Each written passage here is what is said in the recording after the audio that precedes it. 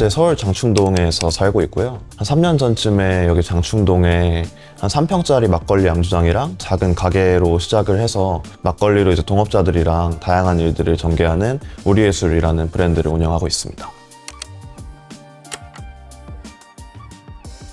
원래는 고등학교 때 발효 음식에 관심이 굉장히 많았는데 우연히 이제 막걸리 명인분께 막걸리 만드는 체험을 수업으로 들었다가 그때부터 뭔가 확 꽂혀서 방학이랑 주말마다 전국에 이제 양조장들 돌아다니면서 명인님들 만나기도 하고 그러면서 막걸리 만드는 법을 배웠고 그 문화를 더 좋아하게 되면서 계속 일을 해왔습니다. 전통적인 방식으로 만들고 전통 문화이다 보니까 이것을 제가 계승하면서 지금 시대에 다시 좀 살아 숨쉬게 할 수 있다는 이런 일이 굉장히 멋있다고 좀 느껴졌었고 사실 술이란 게 음식의 최고점에 있는 그런 문화라고 생각이 들어서 술을 한번 꼭 다뤄보고 싶다는 생각도 했었습니다.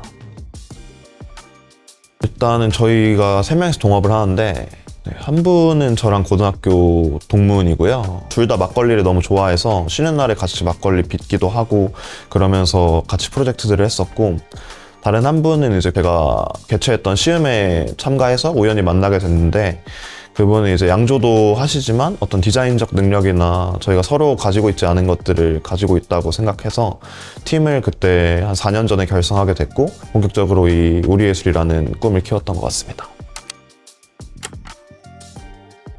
20살 때 직장을 바로 들어가면서도 팝업 레스토랑 형식으로 제가 어떤 사업을 해서 잘할 수 있을지 계속 검증하는 시간을 가지면서 그때 좀 많은 실패들을 겪었었던 것 같고요. 뭐 마음대로 되지 않는구나. 그리고 막상 이제 경험이나 어떤 충분한 좀 자신감이 생겼을 때는 아직 나이가 어리다 보니까 아무래도 자금적인 부분이 많이 형성이 되어 있지 않은 시점이라서 굉장히 예전부터 그걸 해결하기 위해서 다양한 지원 사업들을 좀 도전을 했었고요. 정말 다 많이 떨어지고 그러다가 저도 준비가 되고 동업자들도 생겨서 팀도 좀 빌딩이 되고 하는 시점에 지원 사업에 하나둘씩 합격을 하면서 그런 문제점이 해결되고 창업에 본격적으로 뛰어들었던 것 같습니다.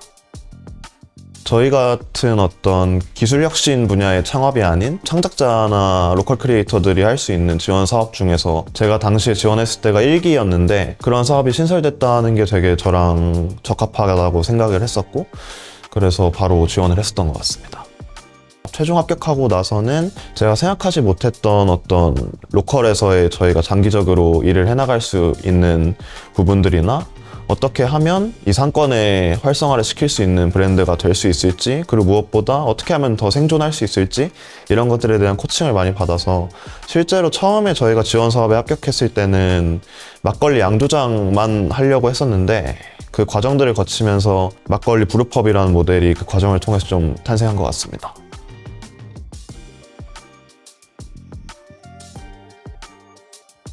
일단 창업을 어린 나이에 해보는 건 좋은 경험이라고 생각이 돼서 저는 제 삶에 되게 만족을 하고 있고요. 하지만 리스크라는 게 있으니까 그런 리스크 같은 부분들을 서울시의 어떤 지원 사업들, 다양한 것들을 수행할 수 있다면 단순 자금뿐만 아니라 다방면의 리스크를 줄이는 데 좀 많은 도움이 돼서 그런 걸 추천드리고 싶습니다.